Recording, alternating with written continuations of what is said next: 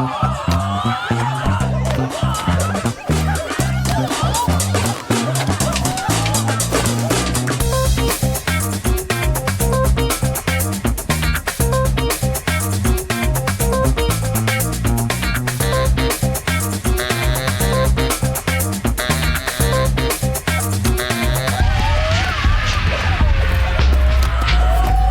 everybody, welcome to Audio Judo.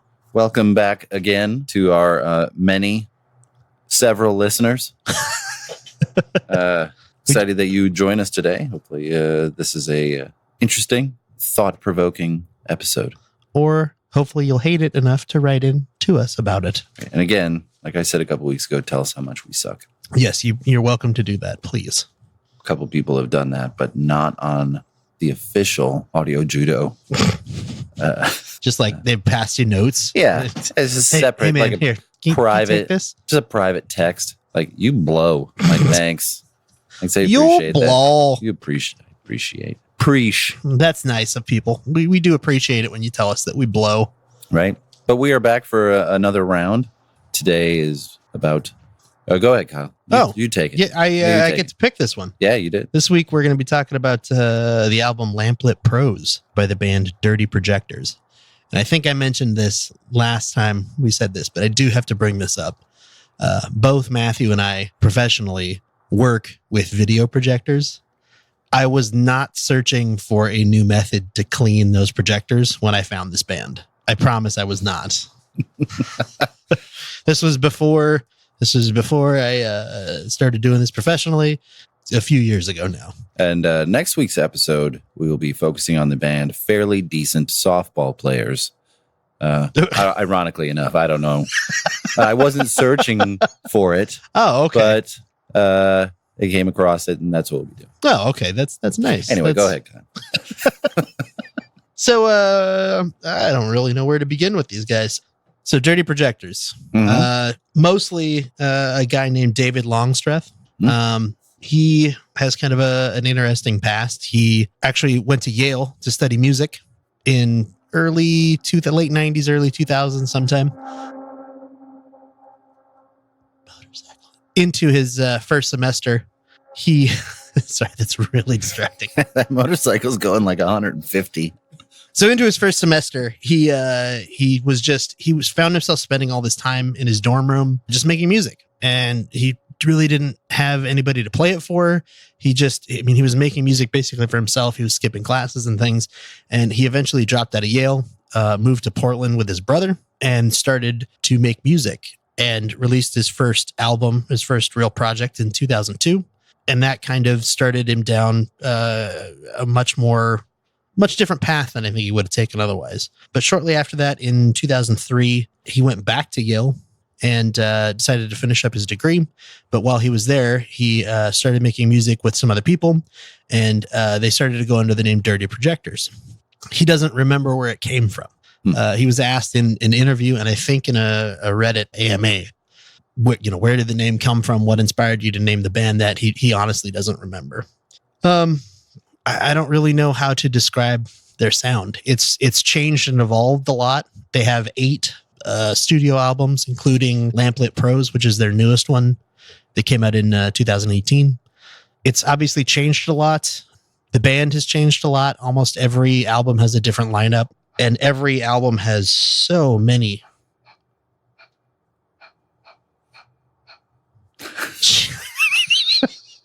The fun of recording in a garage.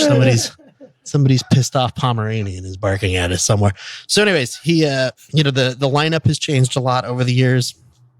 There's usually quite a few people on each album. I could close the door if you'd like. No. It adds ambiance. Okay. So a couple of the biggest members from early on, Amber Kaufman was one of the lead singers from 2006 or 7 until 2013. She and David also were dating during that time. They broke up. After they broke up, one of Dirty Projectors' albums is called Swing Low Magellan. And that was kind of their breakup album. You can tell which ones were kind of written as they were fighting and which ones were written before they started fighting. Yeah, it's pretty sad. Yeah. And they broke up, not because of that album. At the same time, Angel Deridian, who was another one of the lead singers of the band, also left in 2013. So all of a sudden, David Longstreth found himself still having all the same musical motivations that he had before, but he was now, he had just gone through this horrible breakup and he didn't really know what he was going to do with the band. He didn't know if he could continue making music that same way. And he, at the time, was living in Brooklyn, and he packed it all up and moved to Los Angeles. Completely other side of the country, completely different culture, completely different place, mostly just like to pick up the pieces, put everything back together. And he started to put together a studio called, he named it Evo Shandor, which I think, Matthew, you may be the only person, I can think of two people that I know that would know where that name came from. It rings a bell, but I can't think of it right this second. Check out the shirt so that I'm wearing. It is Ghostbusters. It is from Ghostbusters. Yeah. Evo Shandor is the name. This is such an obscure reference, but it's the name of the architect who built the building that Dana lives in. Yeah. And then I guess he was also, they brought that Spook character Central. back. Yeah, Spook Central. They brought that character back in the 2009 video game as well as the main antagonist. Really, really deep cut there, but very it was so weird. I was looking through and all of a sudden I was like, Evo Shandor. And I was like, isn't that from Ghostbusters? Mm-hmm. And I was like, oh yeah, nobody's going to remember that. But he put together that studio and he was still kind of just in this really sad, dark place. And he made an album called, it's a self-titled album called Dirty Projectors. Mm-hmm. And it is, it's a great album, but it is very sad. And it's very dark. Completely the opposite of this record. Yes. Lamplit Rose. And the first song on there is literally just him like, here's the reasons we broke up. I think you're a jerk. Yep. Pretty to sum it up. Just throws it out there. Yeah. After that, it's kind of amazing that he went from that to making Lamplit Rose because it's such a bright album. And it really is kind of the next step in that recovery from breaking up. He went from being this sad, depressed, he even said that Dirty Projectors, he couldn't tour with that album. He's like, it was too sad to play. Mm-hmm. It was too sad to, go out on stage and play any of those songs. So he was motivated to make Lamplit Rose a happier album. It's all about that recovery. It's all about that getting back into your old habits. It's all about, finding yourself again after you've gone through something tragic. And it really shows, I think. It's a very bright album, I guess is a good way to put it. There's not, even though if you look at the lyrics, they're about the end of the world. They're about how everything's shitty and, we might all die tomorrow because of a nuclear holocaust. But it's done in a very bright and exciting way. It's true. Yeah. And Kyle is especially excited about this episode, I believe, because he and I had a few pre-production meetings. Mm-hmm. And I was not familiar with this band before he mentioned it. So I did some research and the vibes I was giving him were not positive. True. About how I felt about this particular record. So he's hoping there's some conflict. It's not, we're gonna come to blows. Throw down. But I'm gonna get a beer can to the head I'm gonna give you a beer can to the head and then you're gonna hit me with a bat. You might. It's gonna be great. So I have a bit of a narrative here. Ooh. So hopefully you'll bear with me a second. Nope. So in all honesty, I believe at the outset that I listened to this record for the first time very poorly. So allow me to explain. By nature, and I'm sure some of the listeners out there can relate to this and might do it similarly, but I prefer to listen to music when I drive. I don't listen to talk shows or morning shows, audiobooks, or even really podcasts or anything like that. I don't even really listen to the radio specifically. And I like to listen to whole records, like complete packages. However, because that's generally when I'm driving home from work or to work, I like the music that I listen to be familiar to me. Makes sense. And it's greatly influenced by what particular mood I am at the time. So if I'm really pissed off at work, I like to listen to something a little harder edged. Or if it's Christmas time, I might listen to Christmas music. Or if I'm just a little down, more contemplative stuff, like Nick Drake. See last episode. So nice callback. Right. So I usually listen to new music when I'm doing something else, working in my office, working in the garage or outside. So I'm paying attention, but it's not undivided attention. Yeah. So I was leaving work the first time that I listened to this record. And I believe that it colored the experience pretty heavily. I typically have a 3-phase approach when I listen to new music. So I'm either A, going to love it right away and probably listen to it for the foreseeable future. Okay. Or B, I hate it and never listen to it again. Or C, I recognize that there's something about it that I like and I give it 4 or 5 listens front to back to see if it grows on me. If it does, great. I'll listen to it for a while. If not, I'll shelve it and probably come back to it every few years, try again. Okay. This record was firmly in the B category.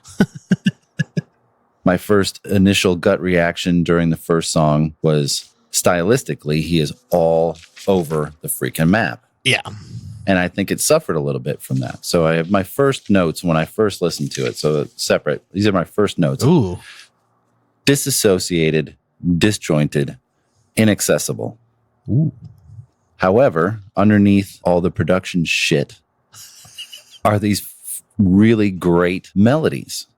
And I said, Bluebird's melody is so Beatles and it's gorgeous underneath, but there's so much on top of it that I would love to hear like a stripped down version of these songs. I feel like he wrote them straight and then he got into the lab, quote unquote lab. And all of a sudden it's just this experimental hodgepodge, right? So after the first 2 songs of the record, I love it. I said, and I had written down like a lot of the big band stylings and stuff like that. So this guy is definitely on like some weirdo musical journey. Yes.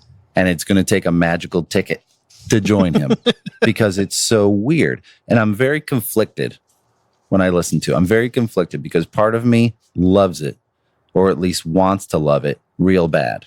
I want to enjoy it real bad. And as a testament to me not understanding a fucking thing about music, Rolling Stone loves the record. Which means I don't know what I'm talking about. So my opinion is, it's garbage. So I love, know about me. I love thinking man, thinking person, don't want to be sexist, thinking person's music, right? I love progressive music, progressive rock, classical music, jazz, stuff like that. That's, can you dance to it? Not necessarily, and that's not what's important to me when I listen to music. A lot of people it is, but for me, I just prefer to listen to it. I prefer great instrumentation, great musicianship, great melodies. The other part of me is asking the question, is he making it more complicated just because he can? And that's kind of where I land with him. I read a lot of stuff about him and how he'll write the melody and he has this melody and then he finds these beats to cram on top of it and around it. I feel like if he wanted to be heard, he would leave the melodies alone because they're gorgeous enough as they are. And that's kind of where I land. So, and that is something that I've always kind of wondered is does he play with, the changes in time and the unusual amalgam of sounds and the throwing together of all of it? Does he do that just because he can? Right. Is he just playing around, like you said? Is he really just kind of going into the studio and being like, what have we got here? Like Breakthrough, right? Yeah. That weird kind of like, wah, wah, wah. I could not for life of me figure out what the hell that was. Right. And I was like, what instrument is that? Is it something digital? Is it, and there's a very long Reddit Ask Me Anything thread that he did. And somebody asked him what it was. And it's a Wurlitzer organ played through a guitar wah pedal. All right. and I feel like we've had some sort of discussion like this before. Like, it's very easy now with, as producer Randy can attest, with Pro Tools and things like that, to manipulate sounds much easier because the things he's doing now, like if let's say that's the 70s, this would take months of experimentation. Like the Beatles, as a good example, because I hear a lot of Beatles in his melodies. Yeah. They were the first real studio experimenters because they had unlimited money and unlimited time. Yeah. They said, we're not touring anymore. That's it. We're just a studio band. They can do whatever they want. Yeah. And, I want to book Abbey Road for the next year. Okay. And it doesn't matter because they're the Beatles. And now you have these guys, which granted have wonderful ideas, but all these tools at their disposal that might get to the point where it starts detracting from their musicianship. Yeah. Because there's no doubt that he's a very talented musician and a very talented craftsman. I just feel like he gets lost in the weeds a little bit. Like even going back and listening to their other stuff, which is even more disjointed than this, which was like listening to the Dirty Projectors album was like, oh my God, I can't get through this. That one really is all over the place. There's multiple like genres there. There's multiple influences that are coming in that are just nuts. It is all over the place. And and I don't think there's I can't say this for sure, but I'm pretty sure there are no straight vocals on that album. I think he did digital manipulation to all of his vocals on that entire album, and everybody else's vocals too on that album. There's nothing that was untouched. You're talking about Dirty Projectors. Dirty Projectors, the album. Yes. The one previous to Lamplit Prose. Yes. Lamplit Prose is a lot of... he's got a lot of falsetto going on. Yes. And I think he's a wonderful voice. And it gets clouded. Let's talk about a few of the songs. Like That's a Lifestyle. I think it's a really nice song.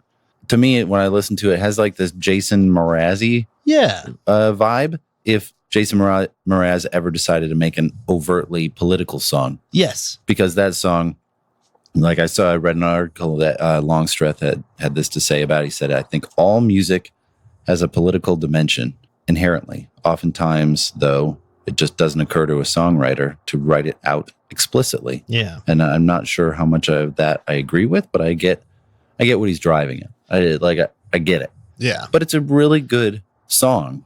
Then it starts to get weighed down by that overproduction stuff. The technicalities. Yeah. It's interesting that you brought that up because he did say, let me see if I can find this quote. There's a YouTube video called the Evo Shandor Samples, I believe. I'll put a link in the notes because I can't remember the exact name of it right now. But it's him talking about a little bit about his musical process, and then he talks about how sampling plays a role in his musical process. And there's I forget who it is that sponsors it, but he basically gives out a sample pack that's a whole bunch of sounds that the Dirty Projectors have made or used in the past in different albums. But he said in that, he said, I find myself dreaming in sound, in instruments. And when it's time to be mixing, I'm dreaming of like moving something up or down 1.5 decibels, which is terrible. So it really is like, it sounds to me like he's dreaming of like Pro Tools, you know what I mean? Exactly. He's sitting there, and instead of a dream that's about, because he said, my dreams are instrumentation, my dreams are music. But instead of that, when he's thinking and when he's in the space of, mixing something, he starts to get this, okay, now I got to bump that track up just a little bit. He's not hearing the music. He's thinking about the physical, right. I got to move this up a little bit, and this has got to come down a little bit. To me, he's a producer making a record. Yes. I think he would make a great producer. I think he would too. I think he would make a great songwriter, giving songs to other people. Like, here's my melody. I wrote this melody. I wrote this song. Here you go. And have an artist take that and run and not have him beat the hell out of it. Yeah. And then, because I just feel like as an editor, you have to know when to walk away from something, because we can all noodle with a project forever. Yeah. You can always look at a project and go, well, I can make that 1% better. If I just tweak the coloring on this scene, or if I just make this font a little bit different, and if I just do this, and I feel like you have to know when is enough. Yeah. And just go, I got to walk away. What's the saying that a movie is never finished? It's abandoned. It's abandoned. I think that definitely holds for other art forms too. Definitely. Is at some point you just have to say, I have to stop touching this and send it out into the world. While I do like this album, and I like a lot of the other stuff the Dirty Projectors have done, I know that a lot of reading interviews and articles written about David Longstreth, a lot of people have said, he's really difficult to work with because he, specifically what we're talking about, he doesn't stop touching things. He has to live on that edge where you're like constantly in this panic of, okay, we have all this stuff we got to do. We got to run over here and we got to mix this and we got to play this and we got to do this and we got to plug this into this and do this and this and this and this and that and this. And then we got to play this and we got to play this album and we got to do this. We got to do that. And he's just constantly has to be like that in order to be productive. Right. And if he stops, he just becomes unproductive. And he's always thinking about who else would be good on this. Yes. Because there's so many guests on this. Oh my God. Just throw this word down. Because I know in right now, the guest person, all they say is now. Sid. Yeah. That's it. She was in Odd Future, which was a hip hop collective. And she's also the vocalist for the band, The Internet. She's not the vocalist for the entire Internet. All of the Internet? No. It's a band that has taken on the name The Internet. She's got to be really busy. How do you Google the Internet? If you type Google into Google, you will break the Internet. I was going to say, is that like a rip in the space-time continuum? It is. Don't do that, anybody. So let's see. I didn't count this up, but I guess I could really quick. These are all the people that were on the album. Sid obviously did vocals. Empress of did vocals and additional vocals. Teresa Eggers did additional vocals. Empress of what? Huh? Empress of what? That's the name she goes by. Empress of. You can't end your name with a preposition. That's just weird. Mauro Refresco. I hope I'm pronouncing that right. That sounds delicious. He toured with the Red Hot Chili Peppers on, he played on I'm With You, the album, and then went on the I'm With You World Tour. And he's also played with David Byrne, if you know who that is. If I know who David Byrne is? Yeah. You mean the lead singer for the Talking Heads, David Byrne? I believe so, yeah. Yes. I don't know if anybody knows who that is or not. Tyondai Braxton is credited as doing modular processing. You might actually find his band interesting. He's from a band called Battles. Oh no, you're gonna. They are. Hold on. They are almost all percussion. Oh, one of those. Yeah, it's very interesting. I'll see this note later and go, why did I write down Beatles? Battles. Percussion band. Todd Simon on the trumpet, cornet, flugelhorn, French horn, euphonium. So those are real horns, is what you're telling me. Yeah. Because they sound very heavily digital, sampled. Yeah. I have a feeling what happened is he recorded them and then resampled them. Oh yeah. Tracy Waname on tenor sax, baritone sax, bass clarinet, recorder, and alto sax. The recorder, I played that once, second grade. Mike Johnson on the drums, Benjamin Jacobson on violin. Oh, excuse me, Benjamin Jacobson, Andrew Bulbrook, Jonathan Merschel, and Eric Byers. You got all these from the Calder Quartet. The Empress of, you got all these interesting names, and then the drummer is Mike Johnson. Yeah, right. Come on. Right, exactly. Haim, the band, all three sisters did some vocals. Danielle, Alana, and Este. I assume it's pronounced Este. I've never actually heard it pronounced out loud. Amber Mark on vocals. Julianne Graff on trombone, bass trombone, and tuba. Yeah, lots of people. Bjork. Yeah. Bjork, they got a recording of a hiragashi, which is an evening cicada. Like the bug? Yeah. Oh, cool. Daniel Luna played the guarage. I got no. This is just an active. You should do. You can cut all of this out, right? Do like a sound. Me trying to pronounce words. Perhaps you should write it phonetically. I should. Anyways, it's a percussion instrument from the Dominican Republic. He's got a lot of stuff on there. Yeah, Francisco Javier Paredes on bongos, Nat Baldwin on bass. Robin from Nat Baldwin has been probably with Dirty Projectors for the longest. Okay. Besides David. Robin Pecknold on vocals from the Fleet Foxes. You may have heard of them before. And Rotstam is what he goes by on vocals, formerly of the band Vampire Weekend. I'm familiar with that band. Katie Davidson on vocals from the band Dear Nora. So that is 1, 2, 3, 4, 5, 6, 7, 8, 9, 10, 11, 12, 13, 14, 15, 16, 17, 18, 19, 20, 21, 22, 23, 24. 25 people are credited on this album. So he's like a rap artist. Yes. So every song is, featuring. It's Pitbull, who's both worldwide and international. just coming in out of nowhere. I said worldwide, and then he gets $1 million for that album. I don't know why, and a platinum record on his wall. I was on that. I said worldwide. I said shots, and then they sampled it over and over again. Shot. That's not on the Lamplit Pros record, as far as I can remember. What, shots? Yeah. Yeah, no, it's not. Okay. So back to the record. Back to the record. Let's go back to the record. We got a little distracted here. That's okay. Found It in You and What Is the Time, right? Just generally, ugh. Okay? This guy is such a split because he has these awesome, well-developed R&B harmonies. These lush, gorgeous harmonies.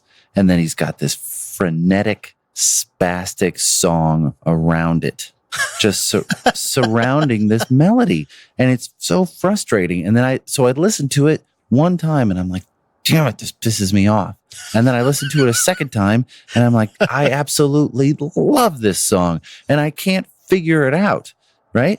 It's a torturing record for me to listen to because of those reasons. Because like some of that stuff is just beautiful. It's well produced. It's sharp. It's thick.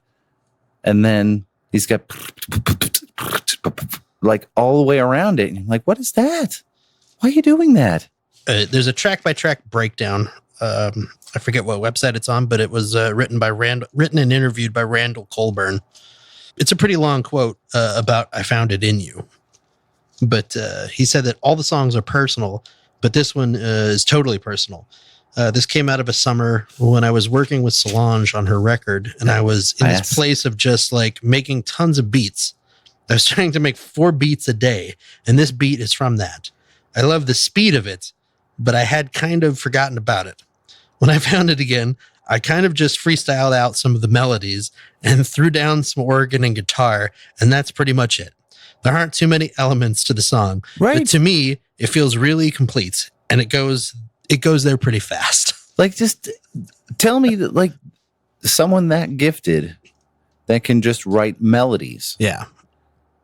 You're missing the mark, dude. But I was working really hard on these beats for I was really pushing myself to make 4 beats a day. You know who Solange is, right? Yeah. Yeah. That, like, are you kidding me? And then I had to make 4 beats a day, but here's some really pretty melodies. I'm like, yeah, the melodies are fantastic. And it's just,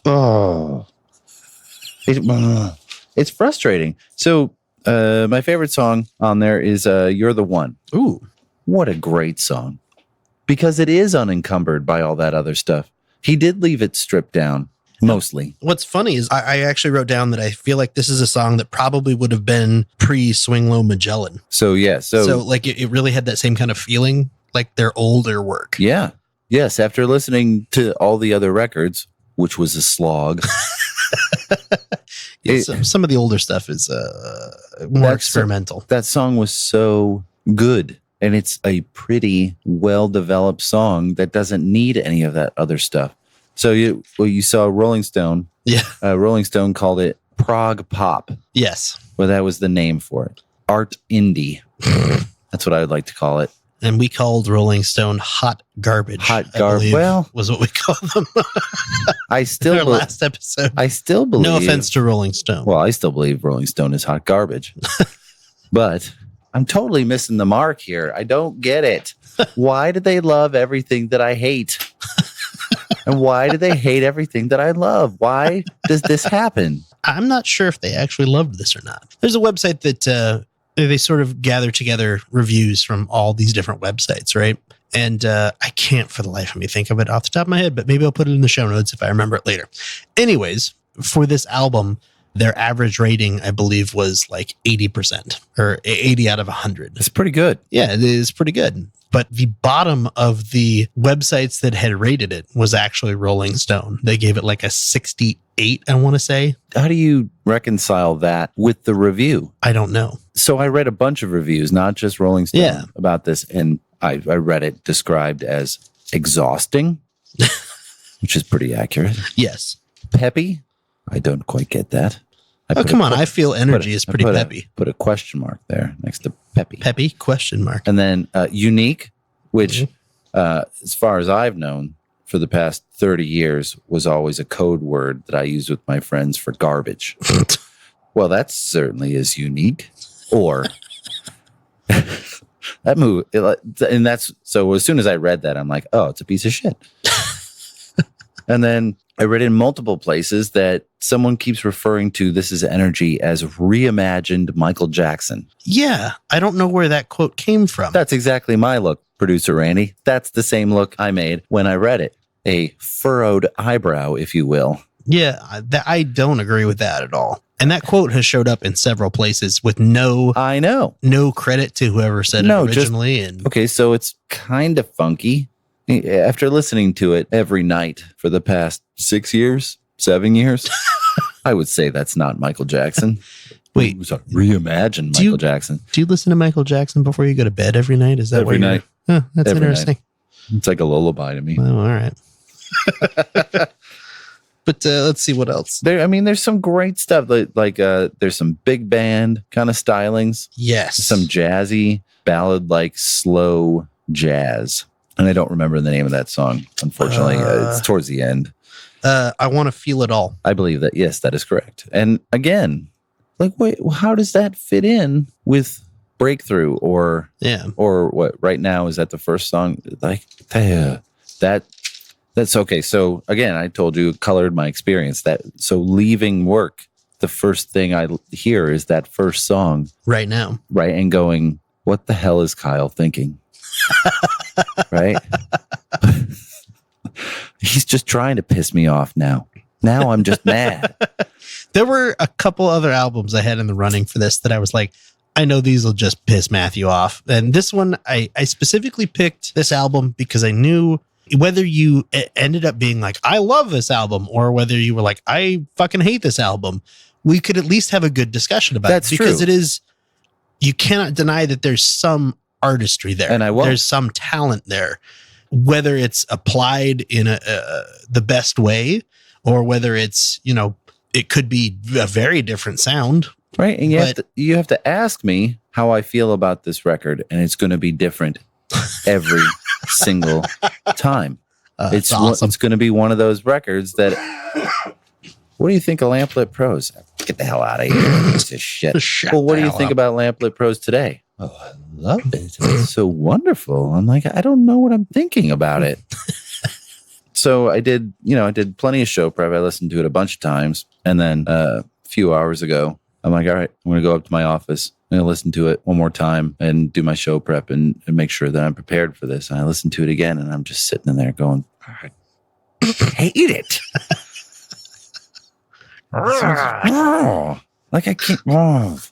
Like I can't get my arms around it.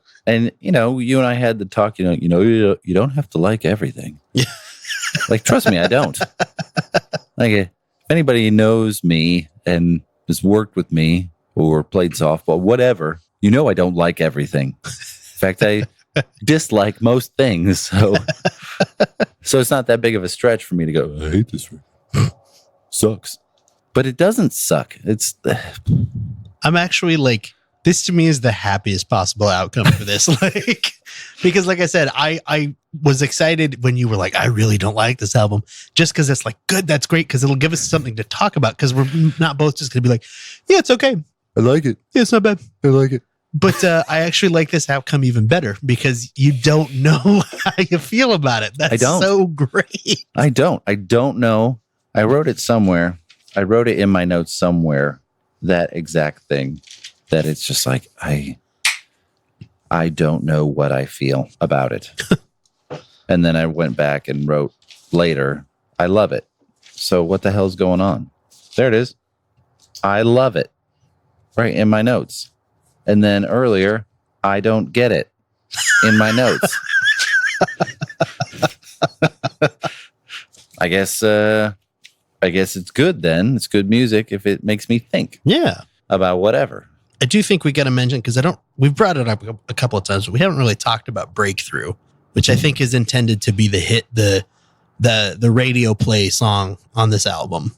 It is it's disjointed. It really is. It's very like, blah, blah, blah, That's a good recreation of the sound. Thank you. I've been practicing for weeks. Over and over and over again. I actually enjoy it, but it's very overbearing. It's very strong and it comes on really loud. And especially if you're listening with headphones, my God, it is just right in your ears. It's hard to like separate that from the rest of the song.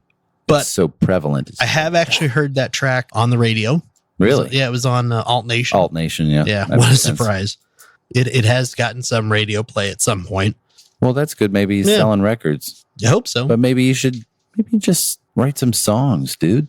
Yeah. It's a business. It'll make you enough money to survive. Yeah. I have a feeling at this point, he probably gets enough in residuals, just from casual, radio play and downloads and stuff. If it's from streaming. That's true. He's probably not getting very much from streaming. Remember what we talked about? That's true. He's not getting very much from streaming. 2 million downloads equals 21,000 physical copies. So I don't know what kind of numbers he's pulling in. Slight dust up there, Right. But he did say in that same Reddit Ask Me Anything, David Longstreth said that this is his favorite album that he's produced so far. Any artist that doesn't say that about their most recent work should just quit. Also true. If you're not that proud enough to say that your most recent work is your best work, then you need to hang it up, because why are you making music anymore? Yeah. Like if you're not getting better and progressing and learning. My favorite album is still the first one that I made 20 years ago. Right. Well, what? Everything since then has been shit. Well, why didn't you just go like run the paint counter at Home Depot, for Christ's sake? There's no denying that he is talented. Yeah. Very talented. Randy just said, just because you have a plug-in doesn't mean you need to use it. Exactly. Yeah, just because I have, Red Giant, every Red Giant thing on Premiere downloaded doesn't mean I have to use every effect. I don't have to be George Lucas and do like, Venetian blind wipes. Well, we've got 4 organs in the studio, so I think we need to use all 4. Yeah. You don't want to use the B3 for everything? No. I want to use the Rhodes and then the B3 and the Worlds. I will say this. And then that Roland over there. There is one thing that we haven't really talked about in this discussion, where we both agree that it's a little over-processed and a little overdone. Yes. When they play live, they do sound almost exactly the same as they do on the album, and they sound very good. Well, that's a trick. Yeah. That to me is the one, there are differences, obviously, because there are some things that you just can't do live. Have you seen them all? I have not seen them live, but I have seen video recordings. They did an NPR. Have you ever seen the Tiny Desk series? Yeah. They did a Tiny Desk concert. That's cool. And they were also on, it was either Conan O'Brien or one of the late night shows, I believe earlier this year, like really early, like January, February. Like Kimmel or something? Yeah. I'll have to look that up and I'll put it in the show notes. But yeah, they sound very, very good live and very, very close to what's on the what was recorded for the album. Well, and obviously there's ways to, do a lot of effects live and things like that. But that, not to throw a counterpoint in here at the end, but obviously there's something that doesn't surprise me, really, with how much of a perfectionist he seems like in the studio. He would want to portray that same vibe live. I would think he would probably go out of his way to make sure it sounds as close to the recorded output as it can. Yeah. And they are touring this too. They're touring this album. So, but it's not all 27 people. No. I have a feeling they probably, I haven't seen any of the tour footage because it's not, I couldn't find it online anywhere. My assumption would be they probably have taken 4 or 5 of the tracks on here and just said, those are too much to do live. We're never going to do those, which leaves you with 5 or 6 tracks. I have a list. Yeah. You just can't do those ones live because of an effect or because you need an entire string section or whatever. String section. That's hard to say. String section, Sonny. And just throw those ones out and then, pick some older songs that they're also going to play on tour and say, instead of doing it with these 4 instruments. We're going to do those parts with 1 instrument. Or we're going to make this a more acoustic version of some song or whatever. And again, I haven't heard them, so I don't know. So if you have heard them, please, for the love of God, write to us and tell us whether they were good or not in real life. Yeah. Info@audiojudo.com will get a hold of us. Hey, that's good. Facebook.com/audiojudo. Twitter @audiojudo. Where else can you get a hold of us? If you want, you can send a smoke signal. You can send a smoke signal or a carrier pigeon. Carrier pigeon. That's what I was trying to think of. Carrier pigeon.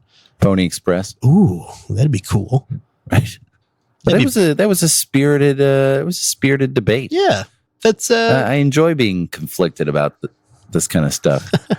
I mean, like I said, because it's interesting. It's an interesting record. He has a multitude of ideas. I feel like he needs some editing help, but I feel like he has more ideas than he can even get out. Yeah. And so he's just like rushing to get them all out instead of being like, maybe I should hold back a few of those for next time. So I enjoyed it and I hated it.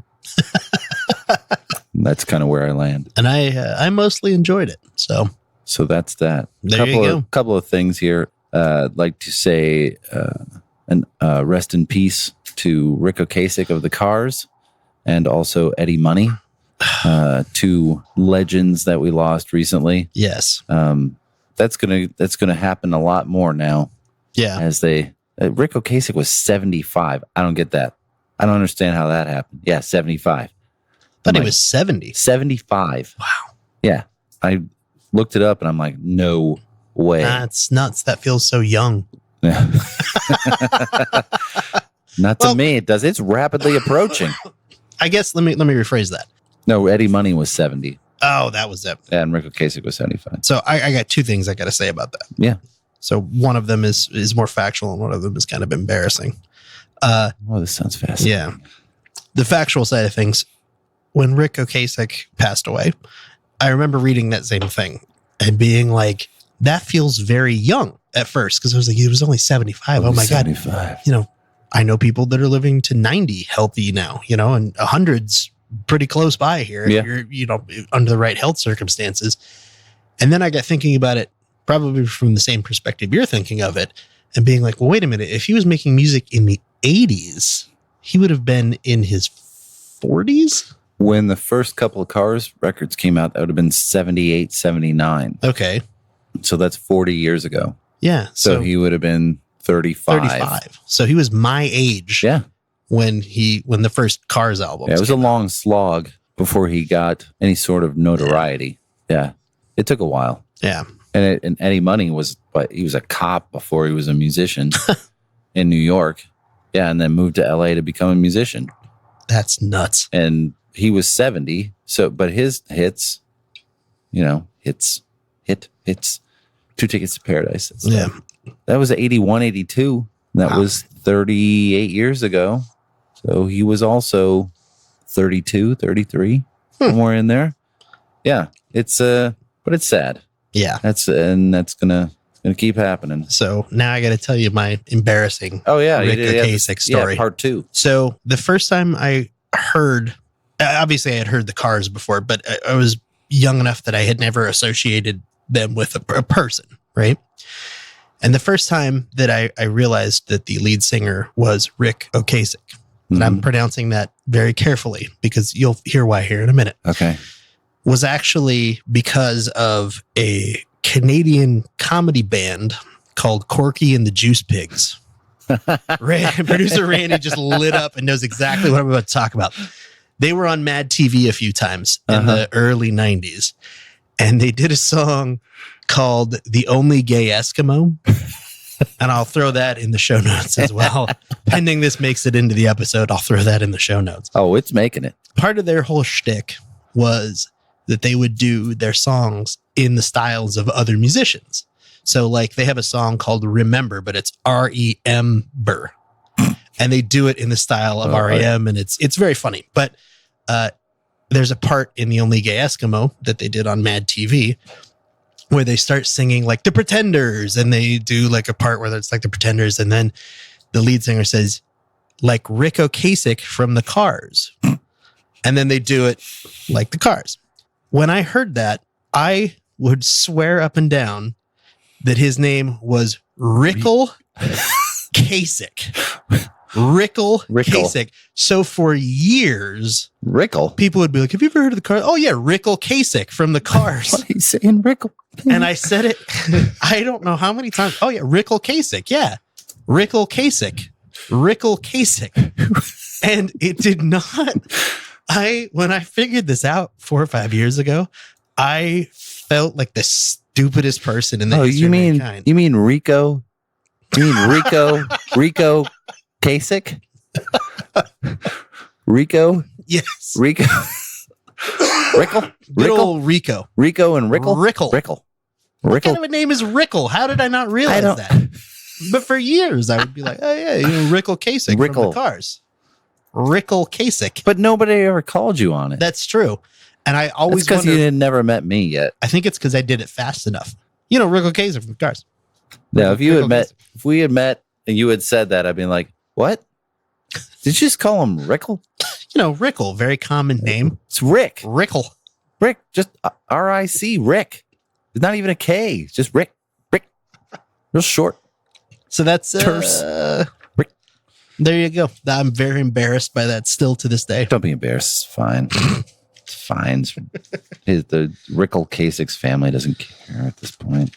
So how do you guys feel? Do you think that his name should be legally changed to Rickle Kasich? It should be Rickle. I think that's how we should refer to him from now on. Rickle Kasich. Rickle Kasich. Let us know. I'm going to make a note of it. Rickle. I'm going to plug it one more time. info@audiojudo.com. Kasich. Please write to us. Let us know what you think of these episodes. Let us know what we're doing right and what we're doing wrong. Which is most of it. Because that's the only way we can get better. And then next episode. Ooh. We're going to talk about, I have a number of interviews in the works. Ooh. A couple of really good ones. But we're going to do another album next time. We're going to talk about Elvis Costello's record Spike from 1989. And hope you tune in for that one. Do some research. Don't listen to any stuff with Elvis Costello and the Attractions because it'll just mess with your head. So Elvis Costello's Spike next time. Thanks for listening. Write us. You have all the info. He's given it to you several times. Reach out to us. Tell us what you want to hear. Tell us what we should talk about. Everyone's got some great musical ideas out there. I know everybody's listening to music, whether you're a Swiftie or you're listening to country or rap or jazz or whatever. I don't care. Tell us what we should be talking about. Mongolian throat warbling. Right. It's like a didgeridoo and an alpenhorn solo. Tell us what we should be talking about, and we'll probably talk about it because what do we have better to do? Right? Not much. So enjoy. Please. Everybody be safe out there, and we'll talk to you soon on Audio Judo. Take care, everybody. Take care.